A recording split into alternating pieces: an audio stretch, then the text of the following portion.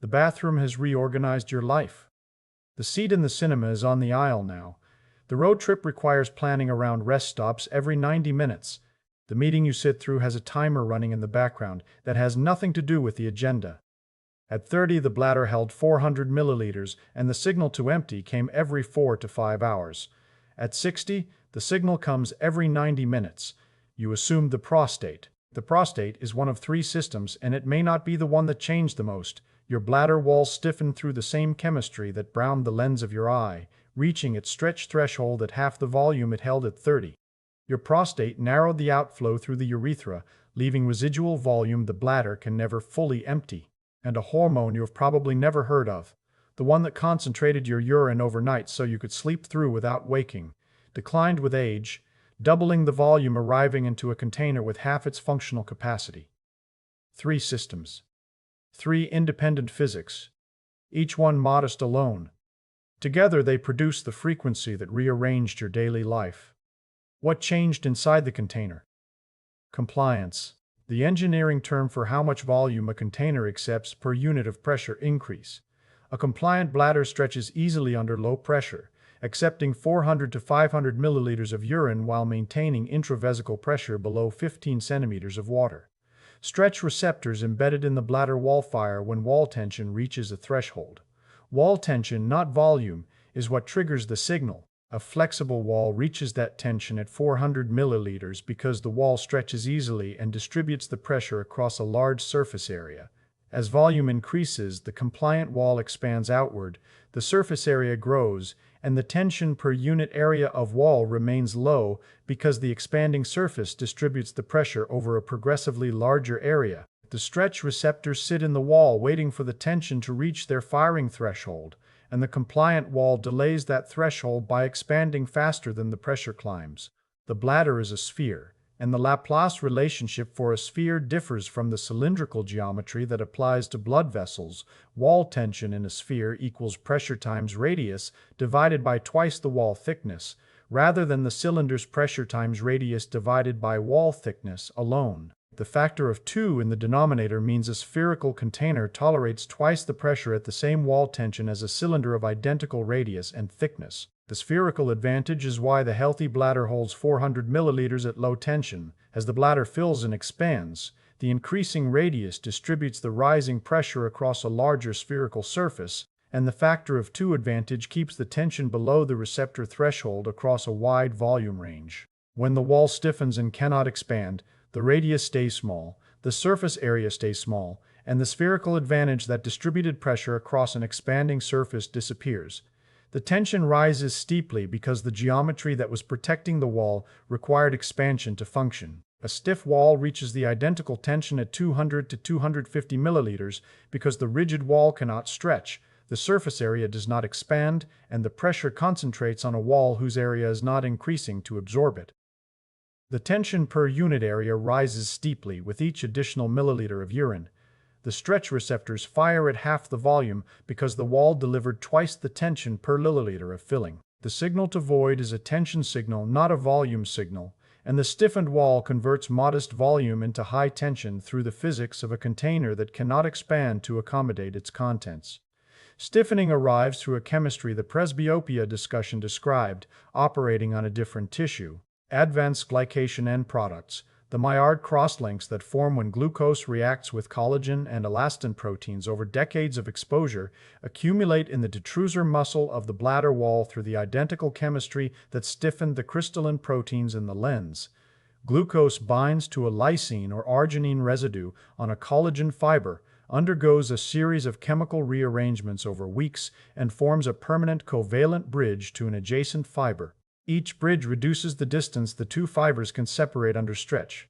The crosslink is permanent. No enzyme in the body can cleave the advanced glycation end product bond once it forms. Unlike the reversible crosslinks that collagen uses for normal structural integrity, the Maillard crosslinks are covalent additions that accumulate without turnover.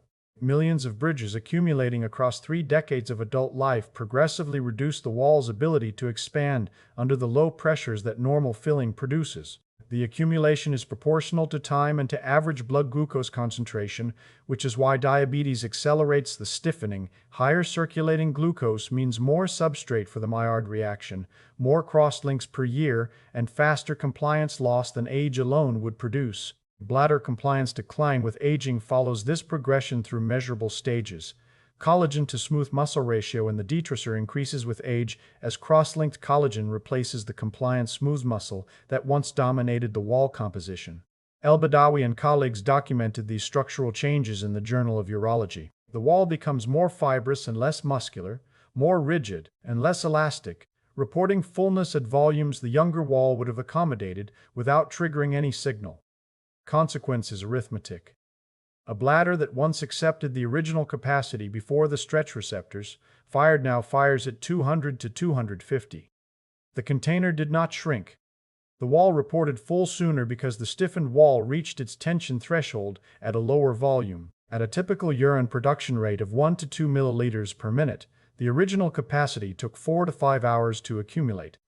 250 takes approximately 2.5 to 3 hours. The frequency increased because the alarm threshold dropped, and the alarm threshold dropped because the wall stiffened, and the wall stiffened because the same Maillard chemistry that stiffens every collagen-containing tissue in the body operates on the bladder wall with the same relentless kinetics it operates everywhere else.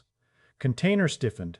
It holds less before the alarm fires, but the container's problem is compounded by what happens at its only exit, where the outflow has been narrowing for a decade. What narrowed the drain? Prostate gland, the organ you suspected, surrounds the proximal urethra where it exits the base of the bladder. Benign prostatic hyperplasia, the gradual enlargement that affects approximately 50% of men by age 50 and 80% by age 80, compresses the urethral lumen from the outside as the gland grows inward toward the channel it encircles. The prostate's location surrounding the urethra means that any increase in gland volume directly reduces the cross-sectional area of the tube passing through it. The gland grows concentrically, each millimeter of radial growth compressing the urethra from every direction simultaneously. The compression is uniform around the circumference, squeezing the tube from a circle toward a slit, and the fourth power relationship in Poiseuille's law means that the flow reduction from this compression is enormously disproportionate to the dimensional change that produced it. Poiseuille's law governs the physics flow rate through a tube is proportional to the fourth power of the radius.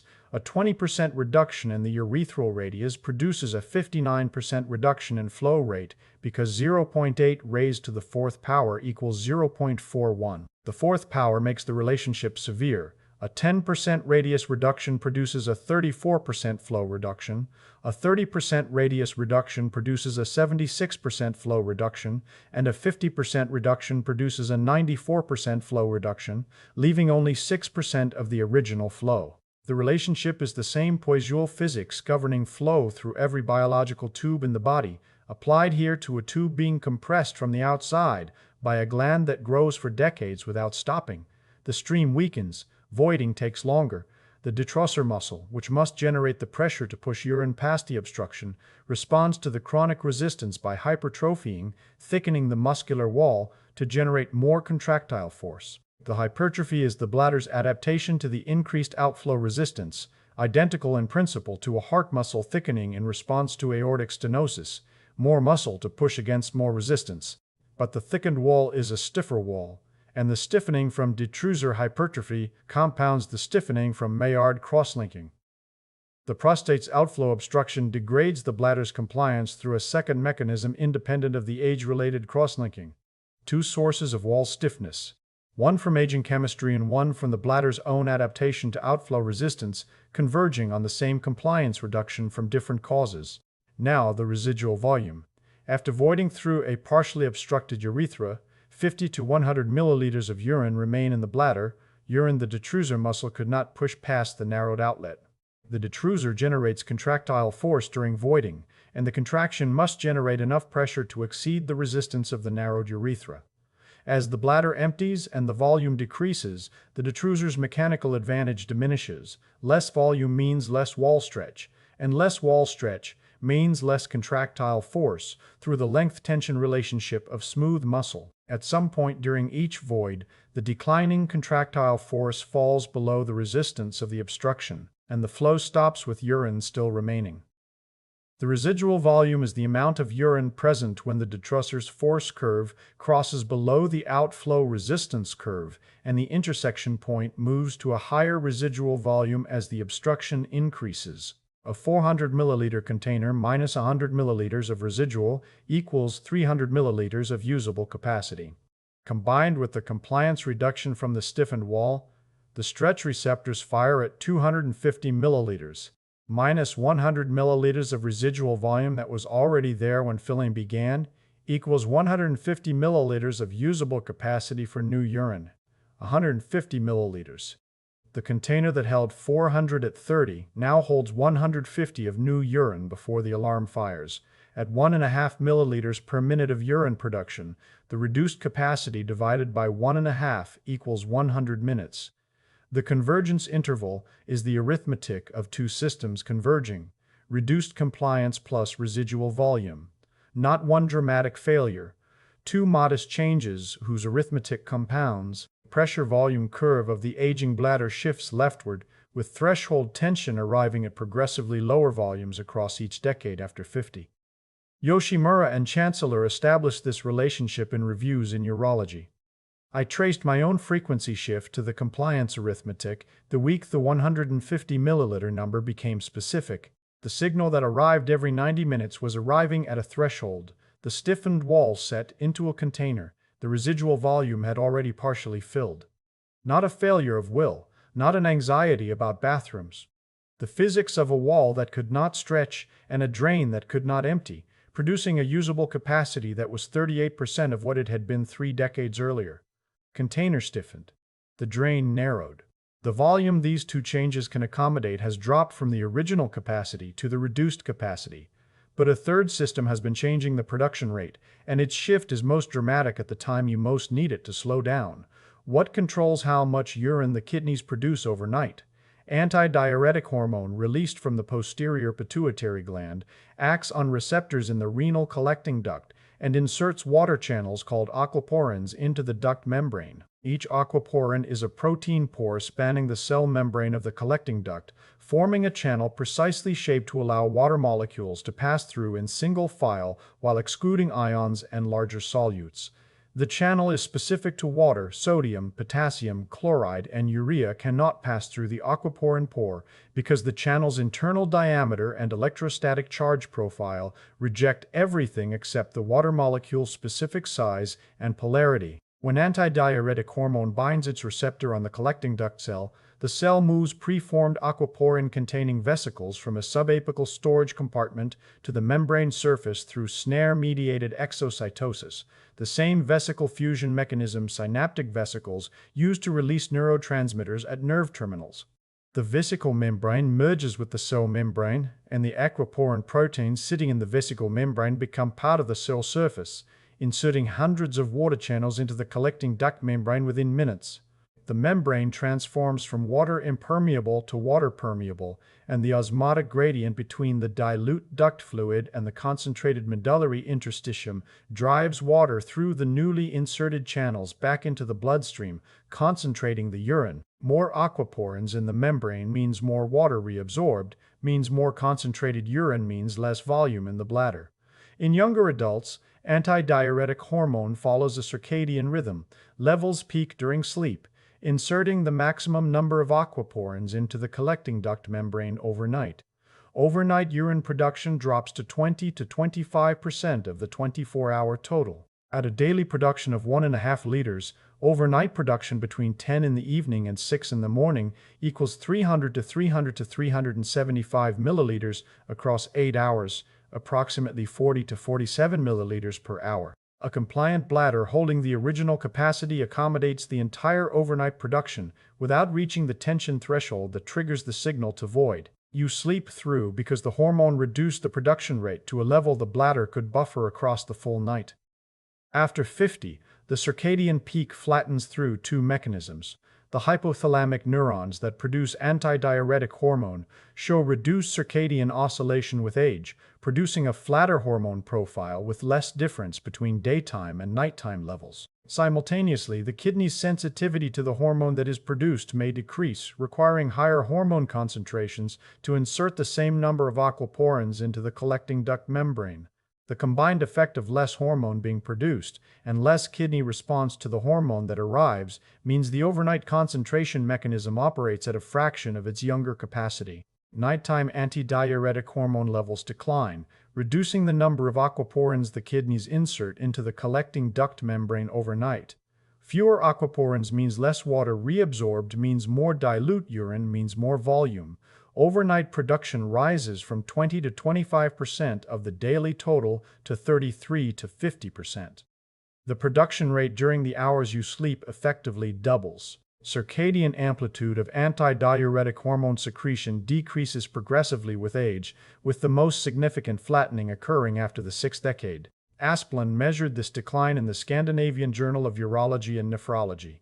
Now, the overnight arithmetic, doubled production rate pouring into a container with half the functional capacity. The reduced capacity that the compliance reduction and residual volume created fills in approximately 100 minutes at the daytime production rate.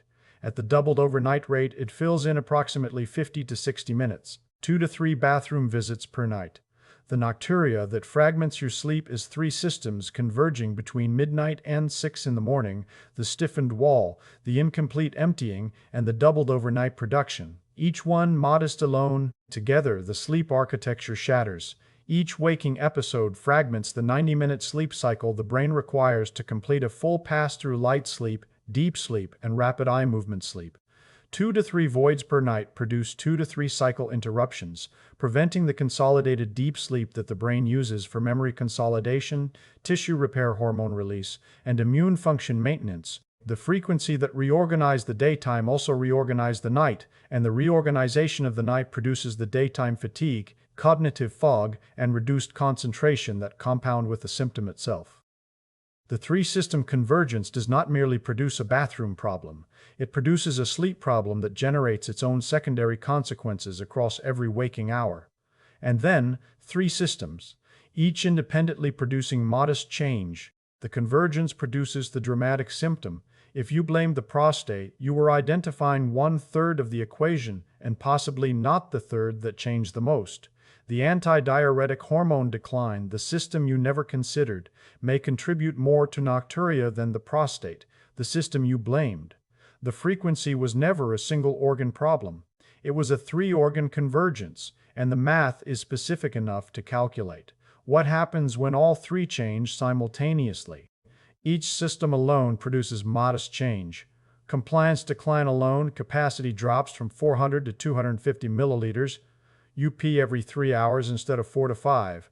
Noticeable but manageable. Residual volume alone, usable capacity drops from 400 to 300. Modest frequency increase. Barely noticeable. Antidiuretic hormone decline alone. Overnight volume increases 1.5 to 2 times. 1 additional nighttime void. Annoying but tolerable. All 3 simultaneously. Effective daytime capacity equals the usable volume. Overnight volume doubled into a container with half the functional capacity. The frequency shift from every 4 to 5 hours to every 90 minutes is the product of 3 modest changes, not the result of 1 dramatic failure. The word product is precise. The effects multiply rather than add. A 40% compliance reduction plus a 25% capacity loss from residual volume plus a 50 to 100% increase in overnight production rate does not sum to a modest inconvenience. The reductions multiply against each other, 60% of original capacity times 75% remaining after residual times double the overnight input equals a frequency change that is far more dramatic than any single system's change would predict. The multiplication is why the symptom feels disproportionate to what any one examination finding would suggest. The convergence is multiplicative, and multiplicative convergence from 3 independent systems produces a result that feels disproportionate to any one system's modest individual contribution. The usable volume divided by 1.5 milliliters per minute equals 100 minutes. The frequency interval is the arithmetic of convergence. Well, the convergence calculation changed my understanding of the urgency I had been attributing to anxiety. Why does the signal feel like it cannot wait? Stiffened bladder wall develops involuntary contractions during filling, detrusor overactivity. The cross-linked collagen reduces the wall's ability to stretch passively, and the smooth muscle, working harder to accommodate volume in a stiffer container, develops spontaneous contractions through altered calcium handling. Cross-linked smooth muscle cells show increased calcium leak from intracellular stores, the sarcoplasmic reticulum releasing calcium ions through ryanodine receptors that have lost their normal gating control, triggering contraction without the neural command that normally initiates voiding. Simultaneously, reduced gap junction coupling between neighboring detrusor cells means the contractions are uncoordinated, local patches of muscle firing independently rather than the whole wall contracting in the organized wave the healthy bladder uses for voluntary voiding.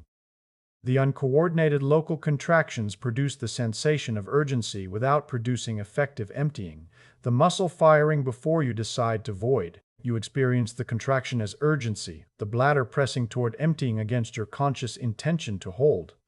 The stretch receptors fire their fullness signal while the detrusor simultaneously contracts, producing two concurrent signals, the sensory signal that says the bladder is full and the motor contraction that is already pushing urine toward the urethra. The combination is what creates the sensation that voiding cannot wait.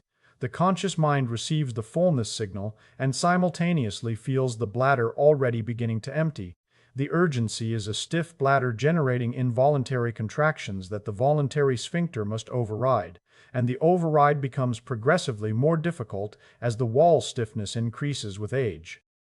Detrusor overactivity in the aging bladder follows this mechanism through the wall stiffness physics. Involuntary detrusor contractions increase in prevalence with age and correlate with the degree of wall compliance reduction. Chappell and Osmond describe this mechanism in European urology. Urgency is mechanical. Anxiety about bathroom access is secondary to a muscle contraction you cannot override through intention, because the contraction originates in smooth muscle that operates outside voluntary control. Urgency is a wall stiffness problem. The frequency is a three-system convergence. And one medication you may already be taking is feeding volume into the reduced container from the outside. Thiazide diuretics, the medication described depleting both substrates of the sodium-potassium pump and reducing blood volume for orthostatic management, increase renal sodium and water excretion. More water excreted means more volume of the bladder per hour. The medication designed to reduce blood pressure by reducing blood volume pours additional volume into a container whose functional capacity has already been halved by the convergence of the three systems. A fifth consequence of one prescription class, joining the sodium depletion, the potassium depletion, the photosensitivity, and the orthostatic vulnerability. The volume increase from the thiazide is particularly significant at night. The diuretic effect produces its peak urine output in the hours following the dose, and if the dose is taken in the morning, the peak effect arrives during the afternoon when the kidneys are already producing at their daytime rate. An evening dose shifts the peak output into the overnight hours when the antidiuretic hormone decline has already doubled production into the reduced container. The timing of the dose relative to sleep determines whether the thiazide adds its volume to the daytime stream, where the three-system convergence can accommodate it with more frequent trips, or to the overnight flood, where the addition may be the difference between one nighttime void and three. And then, the alpha blocker paradox. Tamsulosin, prescribed to relax the smooth muscle of the prostatic urethra and open the outflow restriction from the prostate, blocks alpha-1 adrenergic receptors. The dizzy standing discussion described these identical receptors mediating the vasoconstriction rescue that keeps blood in the brain when you stand. Tamsulosin opens the urethral outflow by relaxing the prostatic muscle. The identical drug blocks the vasoconstriction that restores blood pressure when you stand from the bed at 3 a.m. to reach the bathroom the frequency demanded. The drug that treats the bathroom visit impairs the standing up that follows it. The alpha-1 receptor sits on smooth muscle in two locations, the prostatic urethra and the peripheral vasculature. In the urethra, alpha-1 activation contracts the muscle and narrows the tube, worsening the outflow obstruction. In the vasculature, alpha-1 activation contracts the muscle and narrows the arteries, raising blood pressure to keep the brain perfused during standing. Tamsulosin blocks the receptor in both locations simultaneously because it cannot distinguish between the alpha-1 receptor on the prostatic muscle and the alpha-1 receptor on the vascular muscle. The relaxation that opens the urethra and the relaxation that drops the blood pressure are the same molecular event, occurring through the same receptor, producing opposite clinical needs at the same moment. Open the tube, but keep the pressure. Whether tamsulosin or any other medication should be adjusted is a clinical decision your physician manages. The physics teaches what each medication does to each system. Your physician determines which trade-off is appropriate for your specific situation. My own pattern sharpened into diagnostic information once I mapped it against the three systems. Your frequency pattern carries diagnostic information the three-system model explains. Daytime frequency without significant nocturia, primarily compliance or outflow. Your overnight antidiuretic hormone is still concentrating urine adequately. The container shrank or the drain narrowed, but the faucet still turns down at night. Nocturia without significant daytime frequency, primarily antidiuretic hormone decline. Your daytime kidneys concentrate normally. The overnight production lost its hormonal break. The container handles daytime volume. The overnight flood overwhelms it. Both daytime and nighttime frequency with urgency. All three systems plus detrusor overactivity. The wall stiffened. The outflow narrowed. The production increased, and the muscle is contracting involuntarily. Symptom pattern mapping correlates with the underlying system contribution and guides targeted treatment. Oelke and colleagues mapped this diagnostic framework in European urology. The physics gives you language for the physician conversation that transforms the report from a vague complaint into specific information. Instead of IP too much, the three-system model allows you to specify, my nocturia is worse than my daytime frequency, which suggests the antidiuretic hormone system changed more than the capacity. Or, my daytime frequency increased but I sleep through the night, which points to compliance or outflow rather than overnight production. The pattern identifies the dominant system. The physician targets the dominant system. The treatment matches the specific physics rather than treating all three systems when one may account for the majority of the symptom. The bathroom that reorganized your life was reorganized by three systems, not one. Three systems changed, three modest changes, one product. The prostate was 1/3 of the equation. The frequency was the arithmetic of convergence, and the arithmetic is specific enough to hear in your own pattern. The container, the drain, and the faucet each changed. The overflow frequency is the product of all three.